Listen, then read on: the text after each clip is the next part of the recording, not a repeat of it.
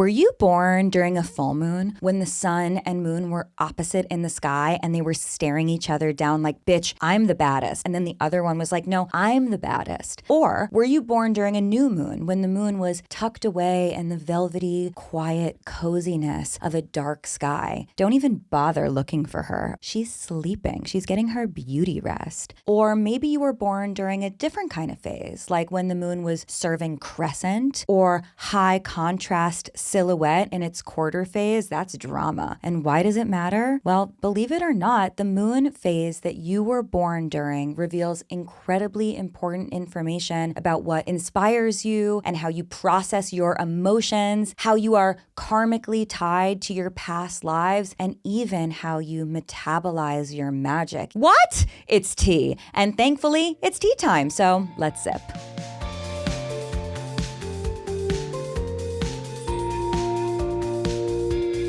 Hello, and welcome, community, to AstroloTea with Aliza Kelly. I'm your host and your spiritual friend, Aliza Kelly, and I am so glad that you are here. Welcome to our Wednesday tea party. If you are new to our show, hello, darlings. I am so glad that you found us. We have been waiting for you. Every week, I bring you 2 piping hot, fresh new episodes. On Wednesdays, like today, we always have a tea party. This is where we unpack different parts of astrology that actually shape your life. Like today, we are completing our Lunar Trilogy by talking about your moon phase and why it matters. This is part 3 of this beloved fan favorite series, and I'm so excited to stir it up with you this week. And then, of course, every single Monday, I will always have your weekly brew, which is where we decode the most pivotal astrological happenings of the week ahead. It's our forecasting moment, and that also includes horoscopes and journal prompts, a tarot pull.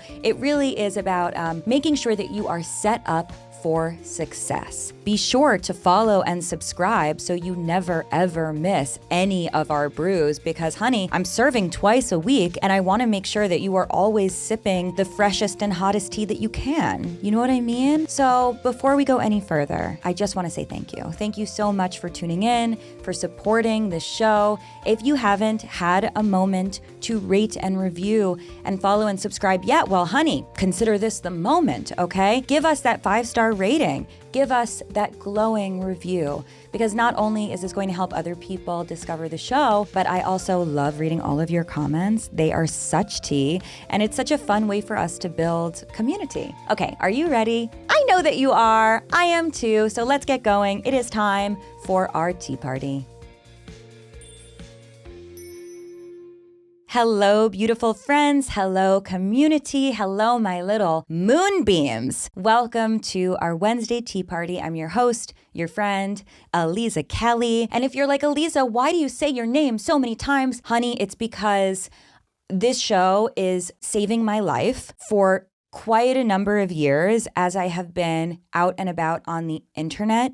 My name has been more and more mispronounced because when I was in school, I was always, saying my name. So even though somebody might read it one way, they would realize it was Aliza and not something else. But over the years on the internet, people are just like seeing my handle and they are then reading my name in the way that they think it's pronounced. And it's gotten worse and worse. So I have to tell you that I feel like with this show, with me just reinforcing that my name is Aliza to you, it's making me and my mommy probably very happy. My mom, who had no idea that she was naming me something that would be chronically mispronounced. So anyway, hi. I'm Aliza. I'm Aliza Kelly, your host, and this is our Wednesday tea party, and I am serving the 3rd installment of our Lunar series today, the Lunar Trilogy. This has been our moon-maxing journey where we have been mooning out, really understanding the moon in our chart to get to know the nooks and crannies of our psyche, of our emotional inner world, of our subconscious, of why we are the way we are. And to recap, we've had 2 episodes about the moon so far. One that came out on May 13th, which is where we talked all about the moon in every single zodiac sign. So if you are a moon in Cancer, if you are a moon in Virgo, we talked about what it means to have the moon in all of the different zodiacal placements. And then a few weeks later, on June 3rd, we released our second episode, which was all about the moon in your chart and the house it occupies. Is your moon in the first house? Is it in the fifth house? Is it in the 11th house? What does that mean? We got into it. So after you listen to this episode, you can go back and check out those two previous ones in our Moonmaxxing Lunar Trilogy if you haven't yet, or you can re-listen to them, because I like to say a little axiom that goes something like, you know what you need to know when you need to know it. So maybe a few weeks out, you're going to connect some dots that you weren't able to connect before. And you're going to have all of these like breakthroughs and revelations, because we are here at the final frontier of this journey. We are going to be dotting it all up today, because we are talking about the lunar phase that you were born under and what this says about you. And honey, I have to tell you, this is tea. Of course it's tea. I have found that lunar phases are just not discussed as much as they should be in astrology. People talk about your moon sign and the house of your moon, but moon phase, sometimes people don't even know, right? But for me, para mí, when I look at a chart, one of the first things that I clock is the relationship between the sun and the moon, so that I can see what that lunar phase was, because it is such tea. It reveals such major information about why someone is the way they are, and, you know, beyond that, how they are the way they are. Like, let me give you a quick example, okay?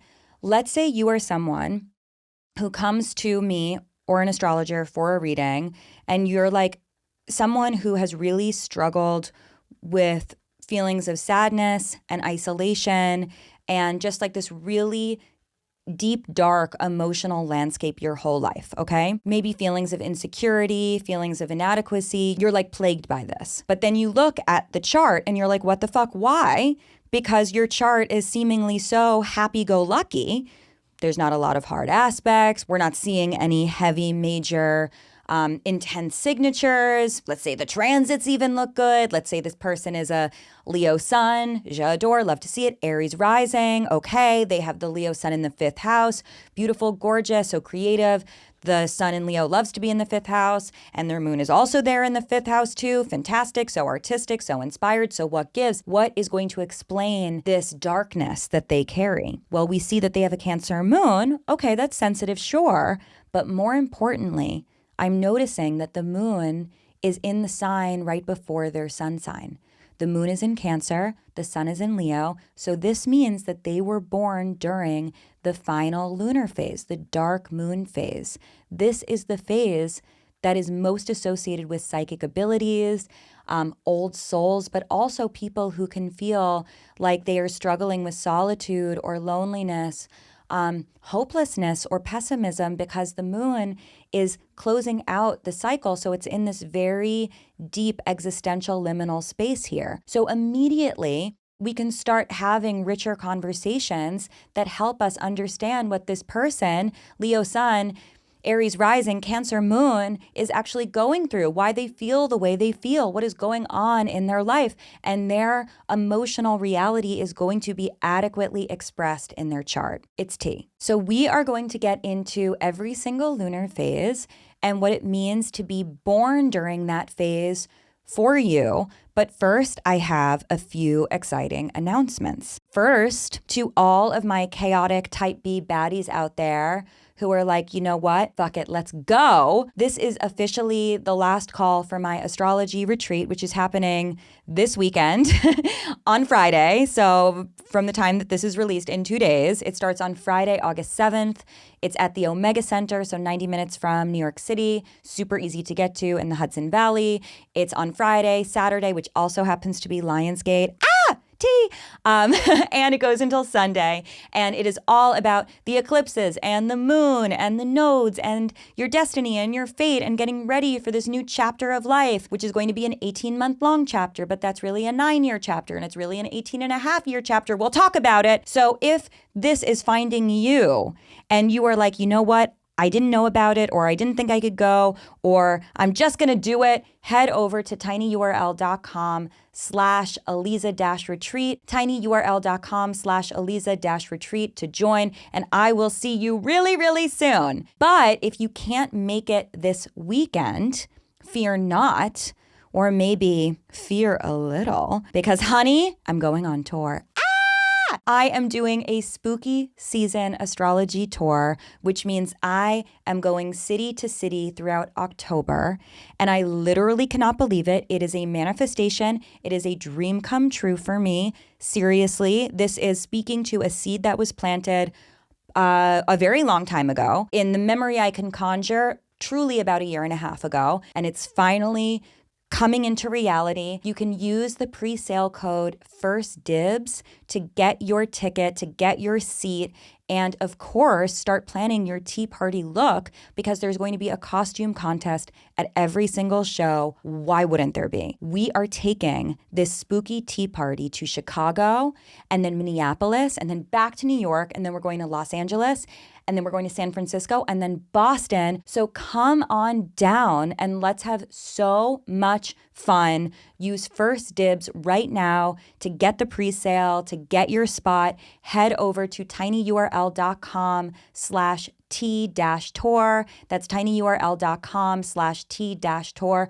for your tickets. And I cannot wait to see you there. And obviously, after today's episode, you are going to be looking up what the lunar phase of each show is. I know I am going to be, because the lunar phase of anything really informs so much of the vibe and the experience and the type of magic that is going to be available, and the tonality, and it's something that I incorporate into all of my planning. And as I have been doing these shows in LA and in New York previously, and as I'm planning these shows, we're looking at the astrology of the moment. We are looking at the haunted history of that place, and we're putting all of it together. So the lunar phase is going to be playing a major role. I literally see everything through the lens of lunar phases. Truly. Like anything that is a process, which is everything in life, I am always thinking, is this giving beginning new moon energy? Is this right before we release something? Is it giving waxing gibbous kind of vibe? Are we sharing and building community? What's that? Are we doing a waning gibbous kind of thing? Are we closing it down dark moon style? I am always thinking about life through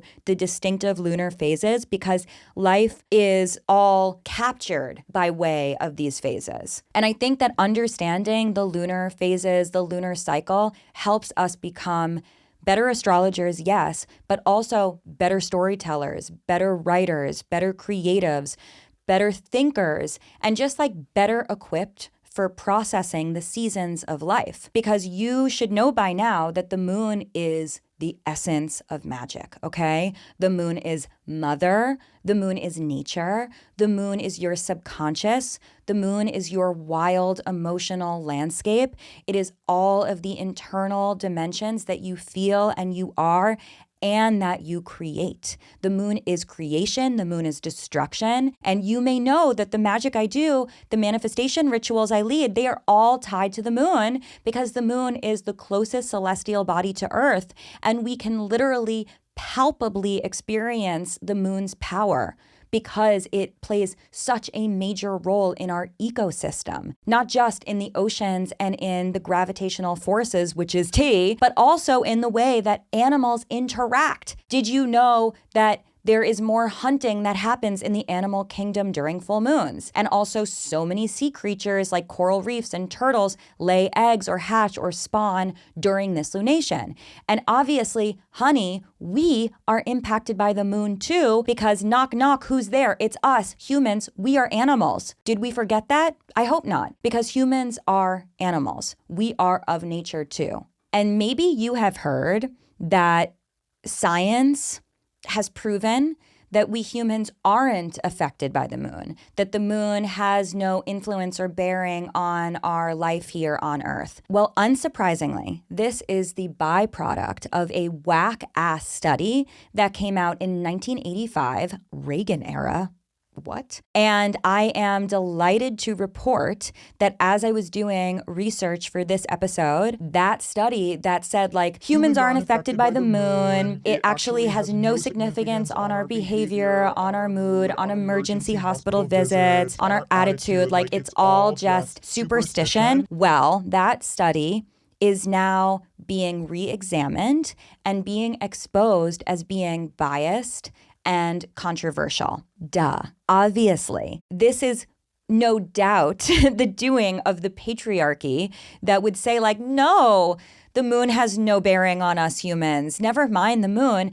And like the symbolism of that being that the moon represents women and mothers and like all natural feminine forces. Like obviously a study would come out in 1985 being like, nope, we don't care about the moon, women, mothers, nature, because that is what the patriarchy wants from us, right? Like they want to disconnect us from ourselves, from our autonomy, from our magic, from our mothers, from Mother Nature, right? To be like, oh yeah, no, humans, we're not, take it or leave it, take or leave the moon, not really a big deal to us either way. Like what? We are being fully gaslit by that study, and we know that we are affected by the moon. Like, duh, we are affected by the moon.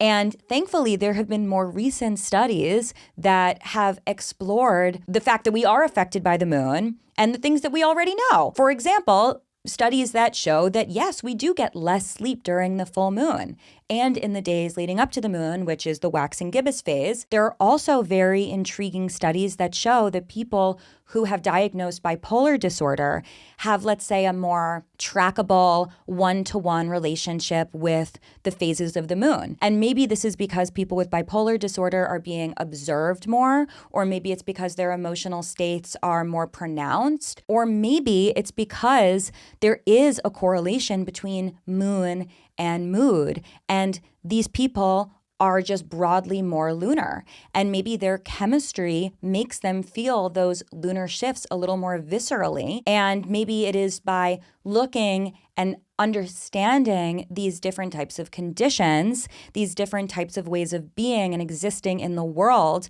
I'm thinking also about how we're learning so much about like telepathy and psychic abilities by taking a different approach to how we're talking about and understanding the magic of people with autism. Like, I think that there is so much that we are going to learn about people and their incredible extrasensory abilities and their connections to nature and the moon and moods and just like sensory qualitative experiences when we step out of the judgmental patriarchy state of mind and step into a space of more curiosity and more discovery and more wondering. I digress, but we know that we are impacted by the moon, right? We know this. We just talked about this from an emotional perspective, from a sleep perspective, but also from an astrological perspective. The lunar phase that you were born under is the one that is embedded in your chart. And your chart is your spiritual hardwiring, okay? It is your default setting. So whatever phase the moon was occupying when you were born is going to reveal qualities about you and your emotional, subconscious wiring. And just as a reminder, the moon governs your emotional body. It reveals everything about how you feel, how you process, how you find safety, how you self-soothe, how you mother yourself, how you were mothered, how you weren't mothered. It is your inner world. And every 28 days, the moon completes one full cycle, going from total darkness into full illumination and then back again into darkness. And if I've said it once, I've said it 1,000 times before, which is that every cycle is a circle and every circle is a cycle. And if it's orbital, honey, it's a cycle. If it's a pattern, chances are it's a cycle. And every cycle gives us an opportunity to step into that flow and move into those changes of entry and discovery and release, and then dissemination. Now, the lunar cycle is so seminal, so important, so top tier, and there are 8 phases in this particular cycle, which means that the moon spends about 3.5 days in each phase as it goes through this 28-day cycle. And the phase of the moon that you were born beneath is your natal lunar phase. And if you don't yet know the phase that you were born during, or if you want to just check to make sure you know, you just need to do a quick Google search of like lunar phase and then your date of birth. And I think AstroloTea has a great calculator on that, but there are plenty of resources. And you can just, see what it is, find out what that lunar phase is. And that lunar phase is going to really inform the unique energetic imprint that the moon has on your life. If you were born during the first phase of the lunar cycle, for example, the new moon phase, this is a phase that is associated with manifestation and dreaming and yearning. So big yearning energy for folks born during the new moon. If you were born during a full moon when everything is illuminated, I often see this show up as people who are obsessed with like trying to solve puzzles or making things that seem opposite come together. And sometimes that's like really inspiring. And other times it's like, honey, like you're doing too much. If you were born during a quarter phase, you are either figuring out how to put the pieces together or take them apart, right? Like there is something really interesting about the emotional, thematic tones of the lunar phase that you were born during. And then you add that into the zodiac sign and the house. And this is truly why we are working with a full, complete picture, a comprehensive report of your emotional world. The trilogy. What is the Lord of the Rings thing? The trilogy is... To any Lord of the Rings fans out there, there's some joke that I could make here about like a ring and completing a trilogy with a ring. I don't know. You tell me. This is a wonderful opportunity to leave a 5-star review and let me know about some Lord of the Rings trilogy jokes or other important trilogy jokes that I can make, for the future. Enough of that. It is time to talk about each and every lunar phase, what it means for you, how to work with it, and what it feels like to truly metabolize this energy. Many moons ago, when I was learning and starting to wrap my little puny brain around the lunar phases, something that was incredibly helpful for me was thinking about the moon as a flower, thinking about a little flower like sprouting and blooming and then disseminating. So I am going to share that imagery with you too, because I found it to be incredibly helpful. So we are going to talk about the moon phases through the life cycle of a dandelion. I am so obsessed with dandelions and I think that you are really going to get it and get why they work together so perfectly. J'adore. It's dandelion tea, delicious. Here we go. Take a sip, a fantastic antioxidant, and also a very spicy brew. Coming up, we are going to explore your lunar phase. That is what the moon was doing when you were born. Was it hiding? Was it being a cunty little sliver? Was it being a show off, a big ass gibbous? Let's discuss. Stick around. We will be right back after a short break that you're not even going to notice. Hello, community. Welcome back. Today, we are completing our Lunar Trilogy and exploring the phase of the moon when you were born, your natal lunar phase in your birth chart. This is the ultimate moon-maxing moment because the lunar phase that you were born under is so important for understanding your energetics and how you process your emotions, how you experience life, how your soul wants you to experience life, and how you are most locked into your most intrinsic manifestation magic. Because the lunar phase you were born during offers that kind of insight into how you alchemize and work with the forces of nature. It's such tea. So let's get into it. The 8 phases of the moon. And we are also, just a reminder, we're going to talk about this in relation to this little story of a dandelion who is going to be guiding us through this lunar journey as she manifests it here on Earth. So let us start with that dandelion seed, okay?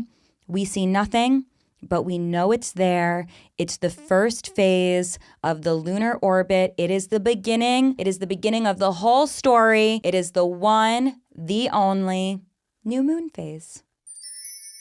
The new moon is the moment of total darkness, a blank slate. All mythology starts with a moment of nothingness. And this new moon is the essence of that. The new moon marks the beginning of the lunar cycle, and it invites us on this journey. With the sun and moon connected at the same point in the sky, this is a time when we have truly no nocturnal illumination. Our ancient ancestors would stay very close to home here.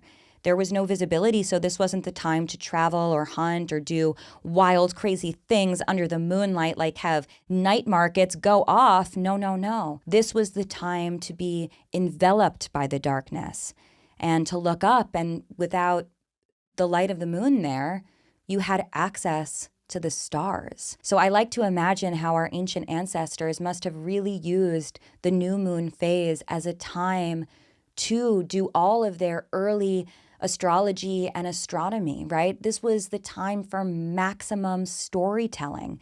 You could see the constellations and the star formations and the planets so clearly because they weren't obstructed by the light of the moon. And since we humans as animals are instinctively creative and significantly creative, it is part of what makes us the type of animals that we are, we have to use our big brains to mythologize this life. We need to imagine so that we can create. So this new moon phase is really all about establishing your narrative, your starting point for the next 28 days, the lunar cycle, and deciding what you want that story to be, and then planting seeds around that to bring it to fruition. So you can imagine our little dandelion here, just a seed underground. There is nothing that you could see above ground. It's just dirt, but that doesn't mean nothing is happening. No, diva. The roots are already stretching down into the darkness, searching for water, anchoring themselves into the earth before anything starts to emerge above the soil. So this phase is really about the essence of hope and possibility and promise. It's about laying and creating a foundation for existence before anything exists at all. So it is the phase of dreams and imagination and ideation. Before there is any action or proof or guarantees, there has to be a seed. So if you were born during the new moon phase, you came into this world carrying the energy of new beginnings. You are wired to imagine what could be before anyone else can even imagine it. And you tend to experience life through that imagination first point of view, right? Like first I imagine, then I experience. So naturally, your emotional world is very future leaning. You are constantly trying to figure out where you want to go, where you want to grow. And this means that new moon babies are often very hopeful. They're very creative, and they often have like a real ants in the pants sort of restlessness about them. I have also found that new moon babies may find themselves doing a lot of projecting, especially because, one of the big qualities of the new moon is that there is no nocturnal illumination. There's no light. So someone born during this phase is like trying to find their light, right? Trying to find their light source. And they may be trying to find that in the form of another person or a professional identity or something that they think is going to help define them. And that's really beautiful and optimistic, but it can also sometimes skew a bit towards naivete or subsequently finding yourself in a situation where you become disappointed by the outcome. And then you're like, wait, well, I don't know what the point is. I don't know who I am. I can't believe it didn't work out. I really thought it was going to. But the magic of the new moon phase is really manifestation, because manifestation is the essence of intention setting and alchemy before there really is any material around it. It all begins in your imagination. So you are someone who has really an intrinsic connection to manifestation, and that means that you are somebody who absolutely should be working with the moon, actively performing rituals with the moon, and whether those look like dreaming or journaling or visualizing, creating mood boards, singing, processing energy, cooking, whatever it is for you, like give yourself the space to create and to find opportunities that can help the possibilities that you feel in your heart find a shape and a form to materialize. Your mission is to make your mark on the world and in the world. So even if it takes a while for you to figure out like your secret sauce, your special way of doing it, don't stop showing up for that hope and that possibility. Don't lose it, because that is what makes you shine. Next up, what is this? Chocolat bleu? Our little dandelion finally breaking through the surface. We have life. We have liftoff. We have a tiny little delicate sprout. Oh, it's so little. It's so vulnerable. And frankly, if you didn't know what you were looking at, you might step on it. You might just crush it. And that is the essence of the waxing crescent. Because the moon has returned to the sky, but at first it is just the tiniest little cunty sliver of light. So it's possible that you might miss it. But it is visible enough that we know that something has begun. But yet it is also, we don't have that much information about it yet.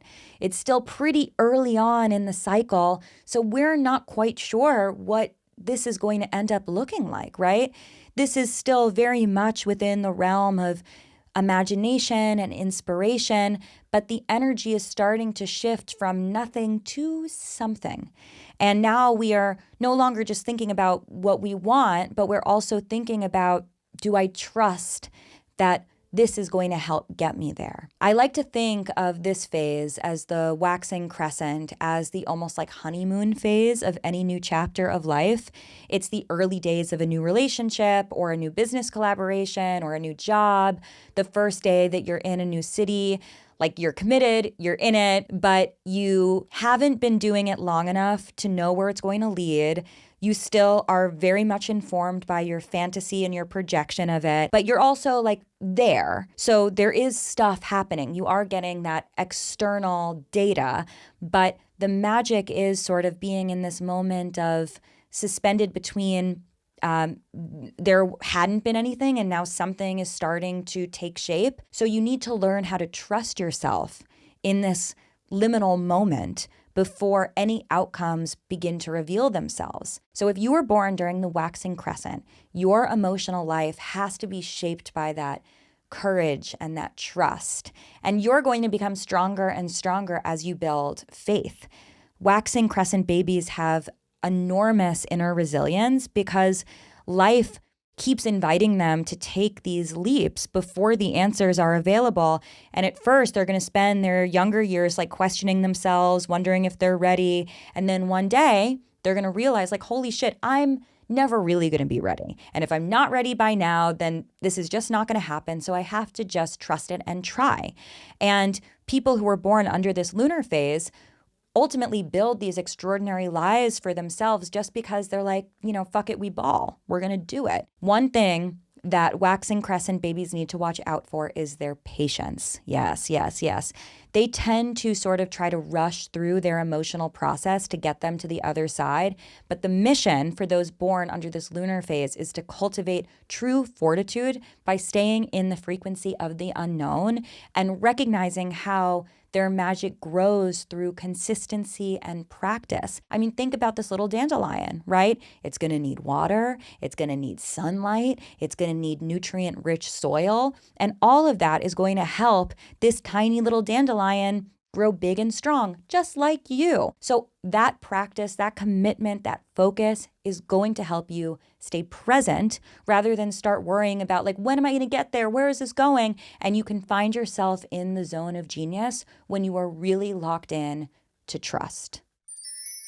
And then we reach the first quarter moon, the half moon, that silhouette baddie. It's giving Hard Day's Night. The Beatles, ever heard of it? Now, astrologically, this is a huge turning point because this is the first time the sun and moon are making a square to one another. A square is a 90-degree angle, an aspect, which if you have been hanging out with me for a little while, if you have been sipping what I have been serving, you know that squares mean one thing: and that is friction. And before you clutch thy pearls because friction, that's bad. No. First of all, in astrology, there is no good or bad. There just is. And friction is. Friction is energy. Friction is movement. Friction is fire, baby. And squares are the catalyst for that energy. And this is a lunar phase that takes us from inspiration to action. So our little dandelion has officially established itself as a plant. It is above ground. The roots have taken hold and the leaves are beginning to spread out, forming that beautiful rosette shape. And now the world starts interacting with it, okay? Now it is actually part of an ecosystem. It's giving Mr. McGregor's farm. There are windy days. There are heavy rains. There are bunny rabbits, Peter rabbits, nibbling at those cute little leaves. Is this dandelion going to make it? Well, if it's going to survive, it has to figure out how to interact with the external forces of reality.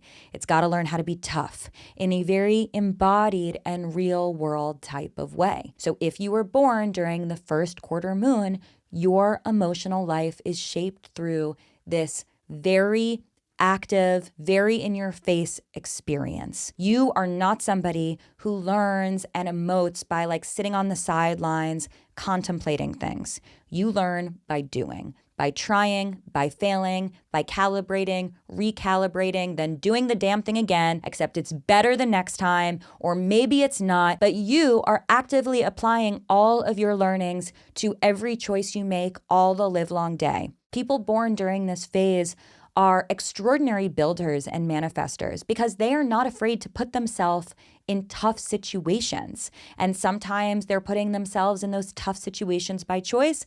Sometimes it is not a choice. Sometimes they are being dragged into those situations. But they know that if they are going to get where they want to go, they are not going to be able to stay cozy. But then there's the other part, the other half of them, the one in the darkness. And it really wants to be cozy. It really still does want to be cozy. It really does. And that is why there's tension. That is where the friction is. One part of our half moon, first quarter babies are like ready to be out there exposed, fully integrated. And then the other part wants to just like, cocoon in the safety of the shadow. One part of you really wants to just like stay rooted, stay safe, stay familiar, close to the earth. Meanwhile, there's part of you that's in the light, getting bigger and badder by the minute, and you want to be witnessed, you want to be seen, you want to take up space, you want to discover what you're capable of, and you want people to see you doing it too. That's the first quarter moon, baby.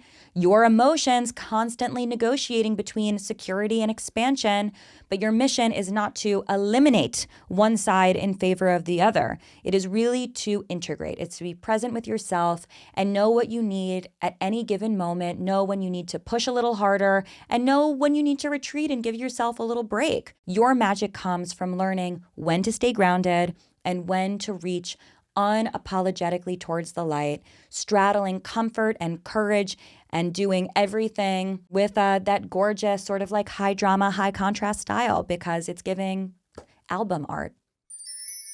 And would you look at our little dandelion now? She is thriving. Her roots deep, her leaves lush. She has survived the storms, the rabbits, the uncertainty, and now she's standing there with this little flower bud perched right at the top of the stem. It's almost time. The bloom hasn't opened just yet, but you know it's coming. And that, my friends, is the waxing gibbous. The moon is almost completely full, completely illuminated. And the whole sky feels like it's holding its breath because something big is about to happen. There's an anticipatory energy. It's buzzy. It's excited. It's 11 p.m. on December 31st. And honey, if you are changing locations for the ball drop, you better get there now because it's happening fast. And similarly, like 11 p.m. on New Year's Eve or being in a dressing room before a big performance, there is a lot of nervous energy around this phase because you are getting ready for your big entrance. The show is about to start and you're really thrilled, but you're nervous. Did you forget your lines? Are your shoes too tight? Is everything going to be okay? So on a good day, those born under a waxing gibbous are actually like amazing at channeling that energy into refining and organizing and polishing and fixing and perfecting and just like, crossing the T's and dotting the I's and making sure everything is exactly as it should be. And on a bad day, they're having a panic attack. They are a nervous wreck. If you were born during this phase, your emotional life is shaped by this sort of buzzy, anticipatory energy. You are emotionally aware of how big things can get, so you are trying to figure out how to make them the best that they can be. You are constantly trying to take the information, take the emotions, connect the dots, ask questions, figure out how you can put the finishing touches on something. So people born during this phase often become exceptional teachers and artists and writers and healers and creatives because they love the process of preparing to release something, of preparing to share, of preparing to get something ready for others to witness and experience. And they understand that growth process and the magic comes from that type of energy, that anticipatory, right on the edge of an amazing thing sort of vibration where they can feel the change. You can feel the shifts happening beneath your feet and in your fingers, right? Waxing gibbous people are also obsessed with the self-actualization journey because they are always in pursuit of becoming the fullest expression of who they are without losing sight of who they were before, right? You only have a tiny sliver left in the shadow. And just to complete that means you're a full moon, but also bringing that with you and realizing you're not quite there yet. That is being a seeker. That is being a perpetual seeker. But if you were born under this waxing gibbous phase, you should know that your Achilles heel is timing. It can be hard for people born under the waxing gibbous to know exactly when to act.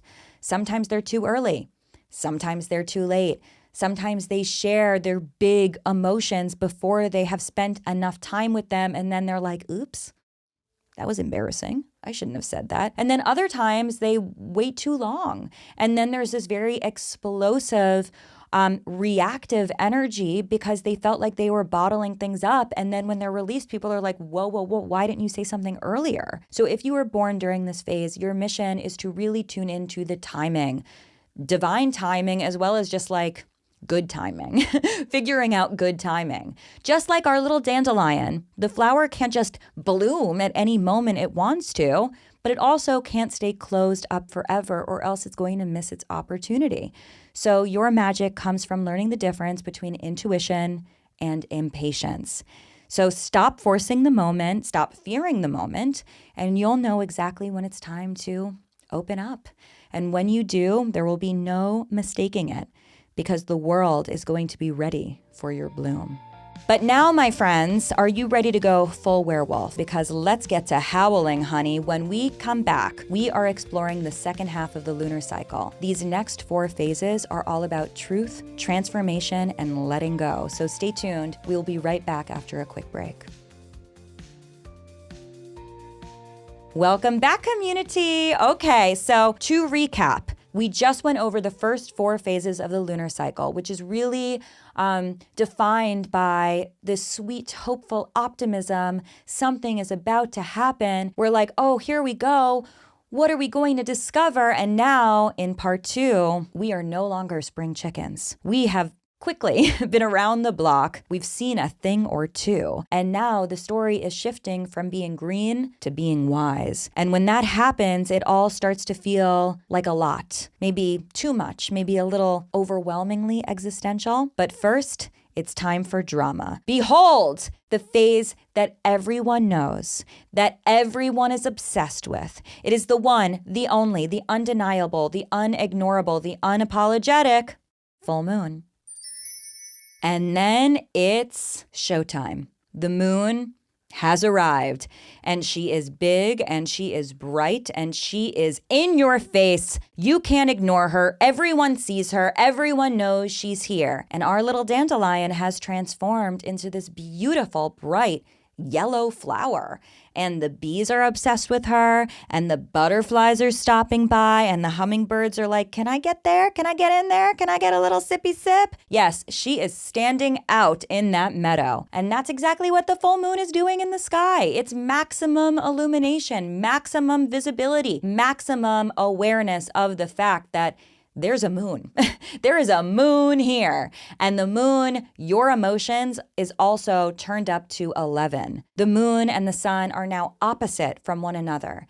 And I always say that the sun, the sun is the sun, right? Like the sun is just like minding its business, going around day after day, being big and bright and beautiful, and never really being challenged. It's always a circle. You can always count on it. But then once a month, the moon shows up, the full moon, and is like, hey, sun, over here. I don't know why the moon is talking like this. You never know what's going to happen on a full moon. The moon is like, hey, remember me? Well, guess what, bitch? I'm just as bright, I'm just as big, and now I'm shining a light at night, and everyone is looking at me. So that means they gotta pay attention to me. Look at me all night long. Hey, you, no sleeping. I'm over here. I'm awake, you are too. That's me, the full moon. It's my time to shine. Oh my God, high drama.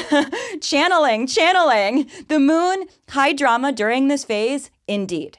Full moons are dramatic, and they shine light on everything, okay? The good, the bad, the ugly. And that means whatever you have been avoiding suddenly becomes impossible to ignore. And that means high stakes conversations, massive emotional breakthroughs, massive discoveries, like huge reveals, big emotions. It's all full moon energy. It's full moon, flashlight down in the basement. You are seeing all of the spooky stuff you didn't want to confront. You are seeing like a 50-year-old boiler and you're like, that shit is broken. There's a spider web. There's a ghost. The full moon doesn't create werewolves, okay? The full moon helps us see people for who they truly are because now we have a flashlight. That's tea. So if you were born during a full moon, you are 100% part werewolf. We love it. And your emotional life is going to be defined by these high stakes, high vibration, high frequency energy moments. You were born during the only phase where the sun and moon are directly looking at each other and they are in direct competition. So your soul is constantly trying to reconcile these seemingly opposite truths. And I think that this is also so interesting from like a psychological perspective because the sun is traditionally associated with the father and the moon is traditionally associated with the mother. So a full moon signature can very much be sort of like two very powerful, strong-willed parents that don't see eye to eye. And then you as sort of like the metabolizer of that, like you are just trying to get them on the same page. So you are often fascinated by paradoxes. You are drawn to complexity. Your mission is to really figure out how you can build bridges between people, between perspectives, between different parts of yourself that seem impossible to reconcile. The thing to watch out for is pushing something too hard that was never movable to begin with and breaking your back along the way. Full moon people can become truly emotionally exhausted trying to solve every conflict, manage everyone's complicated feelings, or force resolution that was never really necessary and also never really your responsibility. Full moon babies can make things really hard for themselves, unnecessarily harder than they need to be, because they are constantly trying to shove puzzle pieces together that weren't even from the same puzzle. But when full moon babies focus more on truth and less on alignment or trying to make things work, and they can really sort of tune into the full moon quality of holding space for the fact that sometimes the truth is messy and complicated and incohesive, and that is okay, then their superpower can be revealed. And then by sort of relaxing into it, you are going to figure out the midpoint. You are going to figure out how it all comes together. But it's really about prioritizing doing instead of proving. And if you can tap into that frequency, full moon babies, I mean, they really are the stars of the show. And now the show is over. The standing ovation is over. Everyone has sat back down. They're grabbing their bags. They're getting ready to leave. Where's the moon? What's the moon doing? The full moon has left the stage, back in the dressing room, taking off her eyelashes. The spotlight has dimmed. The emotional breakthrough has happened. We saw what we needed to see. And now we are at the Waning Gibbous phase. The first phase when the moon actually starts to let go, to release some of the light instead of gathering it. This is the beginning of the end, but hey, hold on, not so fast. I said beginning. And that is key to this lunar phase, because even though we are on the other side, there are still things that we are putting together and processing and connecting. Our little dandelion has shifted too. Her petals have gotten a lot crispier. That yellow has turned a little more orange, a little more seasoned. She's processing, she's maturing, she's evolving. And in fact, she may even begin to close back up again as she steps off the stage. So give her a moment, because she needs time to think. If you were born during the waning gibbous phase, your emotional life is shaped by perspective. Something just happened and you want to understand it. So you are really obsessed with putting the pieces together. And maybe you often find yourself sort of like constantly processing, like, what the fuck just happened? You are in a perpetual state of investigation.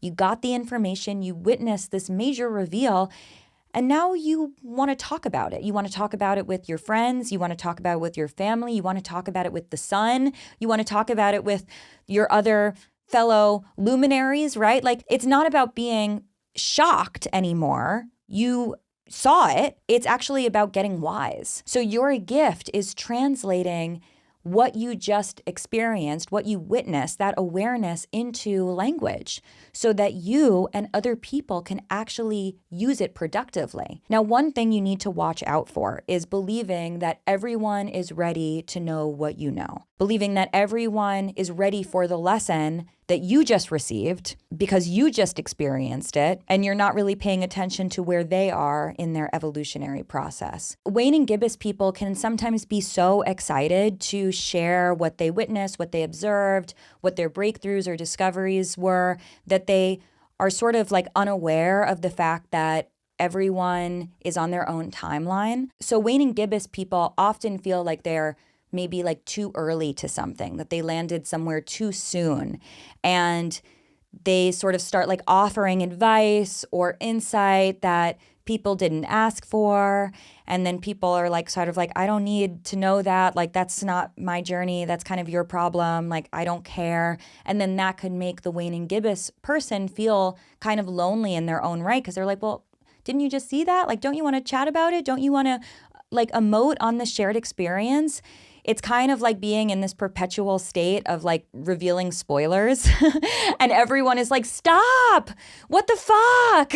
Stop doing that, right? Like, stop posting what happened at the end. Like, I want to find out for myself. So if you were born during this phase, your magic comes from trusting that your wisdom is going to have the greatest impact when it's shared in the right time, in the right space, in the right container, with the right people. You need to learn to trust that people are on their own journeys, okay? And when you let people exist as they are, even if that can feel like frustrating or disappointing for you because you feel like you have so much knowledge, so much emotional wisdom you want to share, really like embodying your magic is staying both connected and also present with your environment so that you know when you have that perfect opportunity to help get people to where you just naturally live.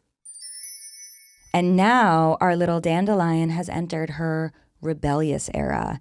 Her leave me alone, mom. Her I'm doing this my way. Her don't look at me kind of moment. And gone are the yellow petals. Gone is what actually defined a dandelion before. And what you see now is a strange little globe. It's a puffball. And each little white pin, well, it's actually a seed. And attached to that seed is a parachute. And this little puffball is ready and waiting to create the next generation of dandelions. What a metamorphosis, right? This little flower doesn't even look like the same flower it was just a little bit ago. It has changed so much. It has seen so much. It has truly gone through a radical evolution. It's not here to bloom anymore. It's actually not even here to attract attention anymore. It's not here to prove itself, make a scene. Really, it's here to disseminate. It's here to scatter. It's here to trust that everything that has been, has been. And now it's time to move on. It's time to go somewhere else. And this, my friend, is the last quarter moon. And the last quarter moon is another square. The final one between the sun and the moon, which means, yes, more friction. But this friction is very different from the first quarter moon. The first quarter moon, which was before the full moon, was bright-eyed and bushy-tailed. And it was like, ooh, what's next? But now we're at the last quarter moon. And this is like, nothing's next.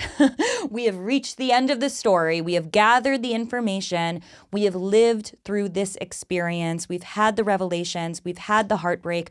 We've seen the celebrations. We've had the plot twists. And now we have to figure out what we are keeping and what we are leaving behind. So if you were born during the last quarter moon, your emotional reality is shaped by this complexity and this depth. You are not interested in surface level anything because you have seen it all before. You don't look like a little yellow dandelion. You are on the way out, right? Like you have witnessed all you need to witness. And for you, it is now about like taking it to this very philosophical level, this state of very heightened self-awareness, self-actualization, and evolution.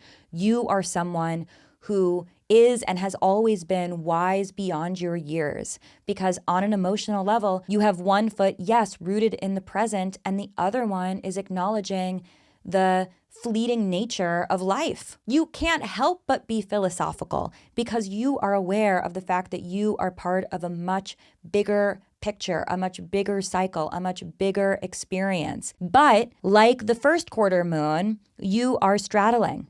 Half of you is in light, half of you is in darkness. So what you need to watch out for is clinging too tightly to what you should be releasing, and then also letting go too fast of what you need to be holding on to. Last quarter people often live with such profound awareness that everything is temporary that they find themselves really stressed about the tension of that awareness, right? Sometimes they're gripping onto relationships and memories and identities or versions of themselves because they feel like this is all I have, and if I lose it, I have nothing. And then other times they are so detached. They detach prematurely and they emotionally pack up their bags before the trip is over. They're like, I've seen it all before. One weird look and they are out. They feel like they have gotten everything they've needed from the experience and they are not going to be sticking around a moment longer. And you're like, wait, hold on. Like, we haven't resolved anything. We haven't done anything together. There is still so much more we need to do and experience. But the half moon is like, I'm gone. Leave me be. I'm gone. So your mission is to honor this impermanence without rushing towards it. And also without forcing it unnecessarily. And just like our little dandelion, not every little parachute seed is going to stay on there, but also not every seed is supposed to fly away all at the same time. Nature is a process. So trust the process in recognizing that you neither have to force nor resist. You simply have to participate. You have to show up. Don't control what stays and what goes. Recognize that every ending is a beginning and every beginning is an ending, right? And what's up is down and down is up. They're always two sides of the same coin. And that is exactly how nature intended it to be. But inevitably, and alas, eventually these tiny little white parachute seeds are going to scatter. There's going to be a big gust of wind. It's going to whip through that little puffball, and the dandelion is going to stand there, a ghost of its former self, bare, naked, with just a few stubborn seeds clinging onto it. It's a stark scene. It's just a stem. And we know where this is going. This is it. This is the end. this is the signal of finality. The cycle is over. And this is the dark moon phase, sometimes called the balsamic moon, sometimes called the waning crescent. It's the final phase of the lunar cycle. And by now, the moon has almost completely disappeared again. We're back to darkness, but this darkness is different than the darkness we experience in the new moon, because the new moon is the beginning of the cycle. It's full of anticipatory energy and hope because nothing has happened yet, and that means everything is possible. But the dark moon is full of surrender because everything has happened and nothing is possible. The cycle is over. So there isn't that same level of possibility. This is a phase about surrender. This is the magic of understanding completion. This is the feeling of sort of like lying awake after one chapter of your life has ended, knowing you will never go back to it, but also having no idea where you are going next. So if you were born during this dark moon phase, your emotional life is shaped by this rich and powerful complexity. It's deeper than deep, okay? It's psychic, it's karmic. It is a really profound spiritual awareness. You are extraordinarily sensitive to endings and transitions and grief and the spaces in between worlds. You have probably felt your whole life like you have been in this reality, but another part of you is somewhere else entirely, because you are that reflective and that sensitive to the many dimensions and many layers of life and loss. I know that that can feel terrifying. It is terrifying sometimes to be in this sort of like suspended reality and not know what's going to come next, and you kind of feel like you're in the void. And this is why dark moon people can often feel like old souls, right? Like they have done this before. They have seen everything. And now there is this beautiful vulnerability and also just like acceptance in recognizing the state of closure. But obviously, what we're describing is no like, walk in the park, right? This can feel very isolating. Dark moon people can sometimes feel like nobody understands them, and they may withdraw when they're hurting or convince themselves that nobody is ever going to get them, right? Like nobody is ever going to get their layers and their levels and the intensity that they feel on this soul level.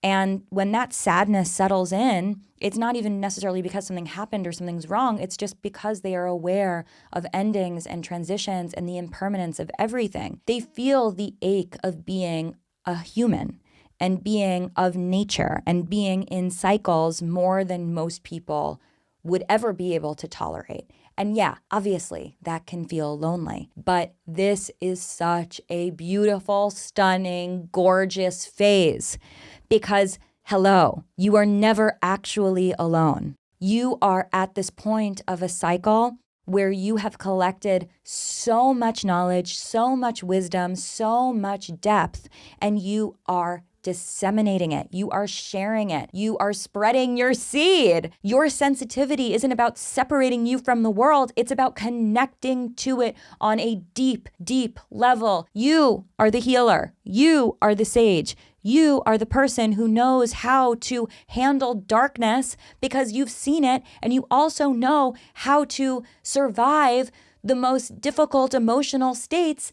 And you can help people learn how to do that too. And do you know how powerful that is to be the person that others can go to when they are afraid? And as you get older and you realize that you keep surviving, you're resilient, you're strong, you're a fighter, then you are no longer afraid and you can tolerate anything, because you have seen it and felt it all before. And honey, just like our little dandelion, this bare stem actually isn't the end of the story. No, no, no. Because beneath the surface, back in the soil, those roots are still alive.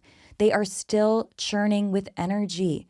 There's still prana. They are still gathering strength. There is a new flower that will be blooming, right? New cycles are already beginning. So your mission to trust the invisible is exactly what your soul needs you to do. It's to remember that your greatest gift is your feelings and your sensitivity and your psychic ability, yes. And when you realize that you have the same life force as people on the other side of the cycle, that really you are one and of the same, then you can start to realize that that energy is moving through you too. It just looks different. It looks like wisdom instead of naivete. And you stop seeing yourself as someone who's like standing alone, bare and naked in an empty field. And you realize like, oh, I am the garden. This is the garden. And everyone is coming back home to me.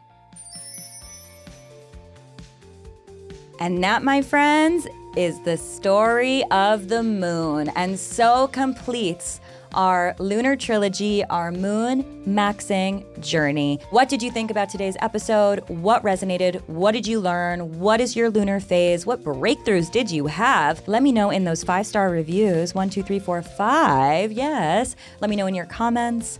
Let me know because you're following and subscribing and you're telling your friends about AstroloTea with Aliza Kelly. That's Aliza. Aliza with an E sound. It makes such a difference to really create this beautiful space with you all and to build our community together. So I'm very, very grateful for you being here, and I'm excited for all of the brews that we have already concocted and what we are going to be steeping next. Of course, I'll be back on Monday for your weekly brew. And those are your horoscopes. And then next Wednesday, I'll be back. And then Monday and Wednesday. Oh, and don't forget, if you are here with me until the very bitter end of this episode, maybe you should be coming on the retreat this weekend. tinyurl.com/Aliza-retreat. Maybe you should get those tickets to our October tour, our spooky season. And by maybe, I mean definitely. So that's tinyurl.com/TEA-tour. Plenty of opportunities to bring this all into the real world, to be together in person, and I can't wait for every single one of them. So I'll see you either physically this weekend soon, in October physically soon, but then definitely also, on Monday, either way. Goodbye.